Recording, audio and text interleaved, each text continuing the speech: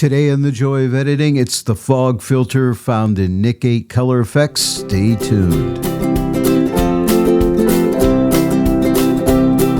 Hello everyone and welcome to The Joy of Editing with Dave Kelly. Today we're continuing our journey through Nic 8 Color Efex. Last week we looked at the graduated fog filter, which lets you place fog with a smooth transition. This week we're moving on to the fog filter, which adds atmosphere more globally to the scene, great for adding depth, mood, and a softer cinematic look. And I'll show you how to keep it natural by using a light touch and, when needed, a control line to keep the fog stronger in the distance while your main subject stays clear. And here's a quick heads up, if you're thinking about Nic Collection 8 or any DxO software, you can grab 15% off new purchases with my code Dave Kelly. Links are in the description and you can try any app free first. If you use my links, I earn a small commission at no extra cost to you. Thanks for supporting the channel. Well, let's go ahead and dive right in. Now, I've already loaded up the fog filter in the filter stack. Right now, it's turned off. You're going to find it over in the left side of the interface under your filters. They're in alphabetical order.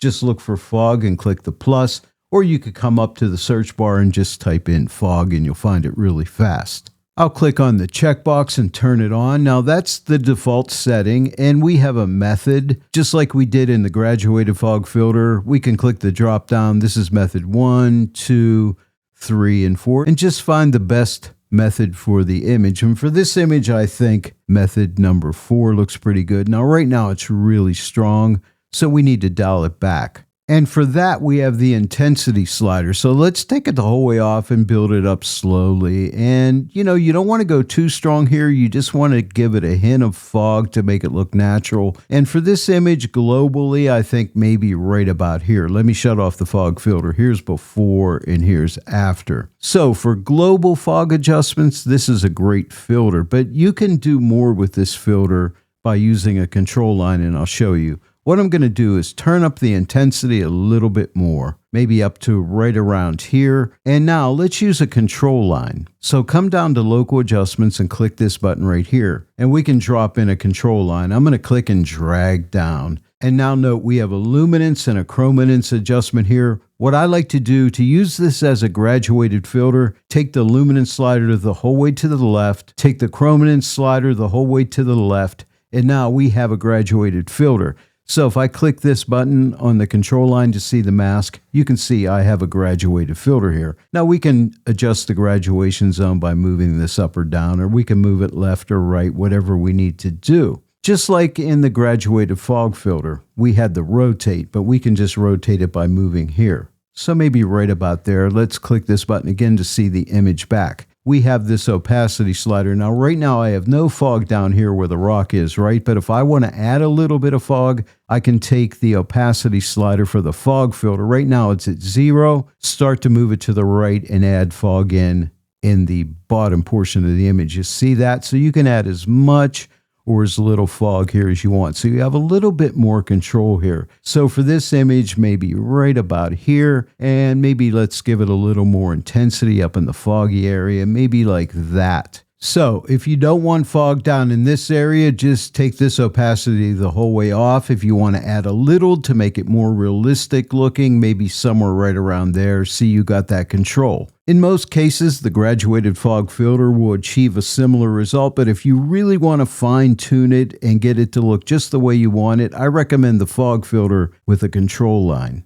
Now, to recap, if you add a control line, the opacity for the fog filter will control the area below the control line, okay? So you can add some fog in that area, which is really nice. Now, this may sound a little confusing, but now this control line opacity will control the fog above the control line. So watch, when I dial this the whole way back, see, we can remove the fog up here, which I don't want. But if you need to tune that fog, like pull it back a little bit, you can do that with this opacity in the control line area. So this opacity in the fog filter controls below the control line, and this opacity controls above. I know it's a little confusing, but that's the way it works. And don't forget, we also have shadow protection and highlight protection if needed. Now, let's try it on this black and white image. Now, we already have some fog up in the top portion of the image. Let's turn on the fog filter by clicking right here in the checkbox. And we're using method 1. Now, it's way too strong. Let's try the different methods. But first, let me pull back on the intensity to maybe somewhere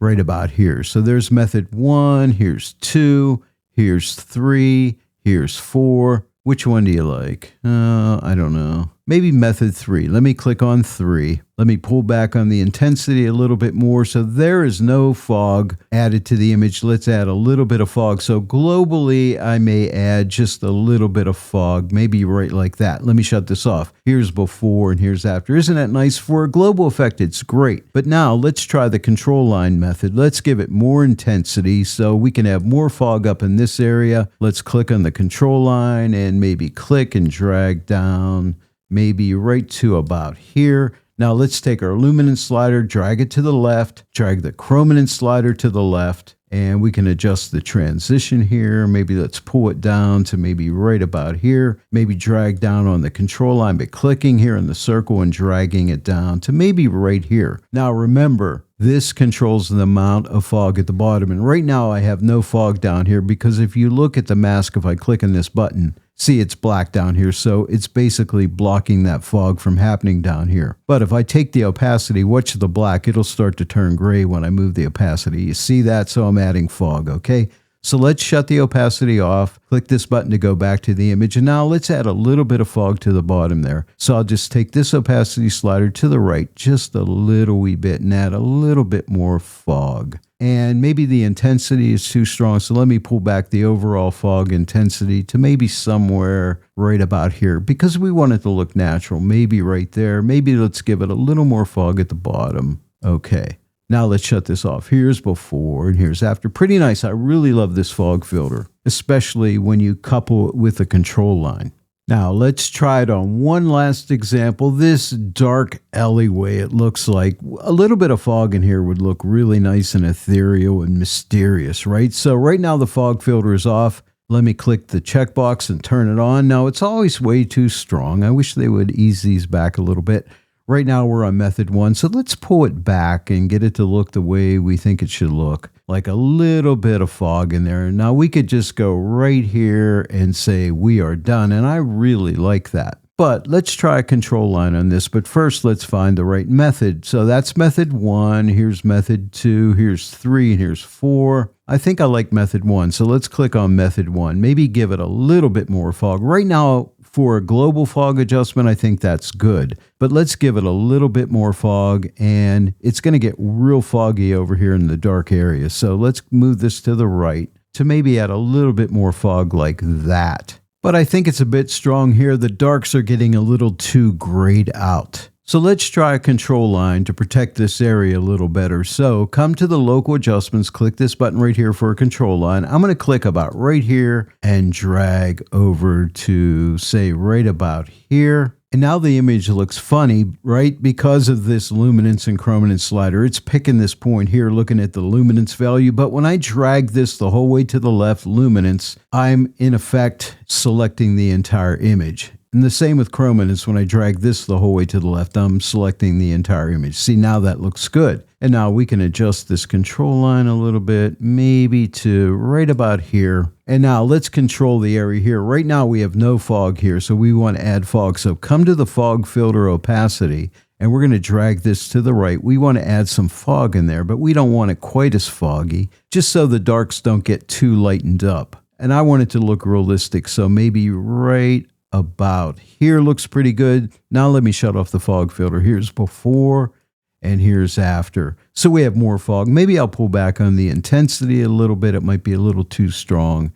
Maybe right there. Now let me shut this off. Here's before and here's after. See, we still have some fog back here. Let's add a little bit more fog back in there. Maybe to right there. Again, here's before and here's after. And I like it. Now, with this control line, if you look at this circle, I just want to explain something here. Right now, it's selecting whatever luminosity value or chrominance value is here under this point. So if I move the luminance slider to the right, it's only selecting those luminosity tones. And the same with chrominance, okay? That's why it looks so funky like that. And if I click on the mask, you can see what it's doing. But when I take the luminance slider to the left, it's picking up all the luminosity values, and the same with the chrominance slider. It's now selecting all the colors of the image. And this gray area is because of the opacity adjustment here. I just wanted to point that out in case you were confused out there of what is going on here and why that looked so bad when I started out. But that's why. But now let's take a look. We started out here and now we end up here. So I'm really happy with this, but you got to try the fog filter and try it with a control line. I think you'll like it. And don't forget, please leave comments and questions. I really want to hear from you. Well, there it is, everyone. I hope you enjoyed today's tutorial looking at the fog filter inside of Nik 8 Color Efex, part of Nik Collection 8. If you enjoyed today's tutorial, please give it a like, share it with your friends, and if you're not yet a subscriber to my channel, please subscribe, click that bell notification icon, click all so that you receive all notifications, and then every time I upload a new tutorial, you'll get notified about it. I want to thank each and every one of you for joining me today in the Joy of Editing with Dave Kelly, and I will see you all right here next time. But until then, happy editing.